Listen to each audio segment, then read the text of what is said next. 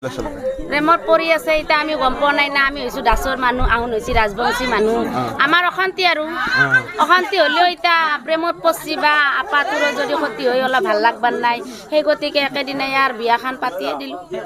হঠাতে হৈ গ'ল দৌৰাদৌৰিকে পাতিলো দৌৰাদৌৰিকে পাতা কাৰণে আৰু অলপমান মানুহো কমছি কিন্তু এনে 1000 মানুহ হৈ এতিয়া 250 মান মানুহ হৈছি 300 এতিয়া ভগৱানৰ কৃপা এতিয়া 2 বছৰ পাতলো আমি বিয়া পাতা কাৰণে ৰাতিপুৱা অলপ হলে বৰষুণ আহে কিন্তু এতিয়া যদি ভগৱান আছে সহায় আমি আৰু ধেমালি কৰা নাই ধেমালিকে পাতা নাই এতিয়া ভগৱানক আশা কৰিয়ে বিয়াখান পাতলো নাম থৈছো পল্লৱ পল্লৱী কিন্তু এনে ভেকুলীৰ বিয়া পাতলি বৰষুণ আহা বুলি ভাবে বা ঢেঁকী পুতলি বৰষুণ আহা বুলি কয় মানুহে আগৰ পৰম্পৰা গতিকে আমিও সেই ভগৱানৰ কৃপা তাৰ হিংকে হিয়া কৰি আৰু চাতি বন্তি জ্বলে বিয়াখান পাতলি কিজানি বৰষুণ আহেয়ে ফাট মেলি আছে না 3 বছৰ হৈ গ'ল আজি 3 বছৰত ধৰি দিলা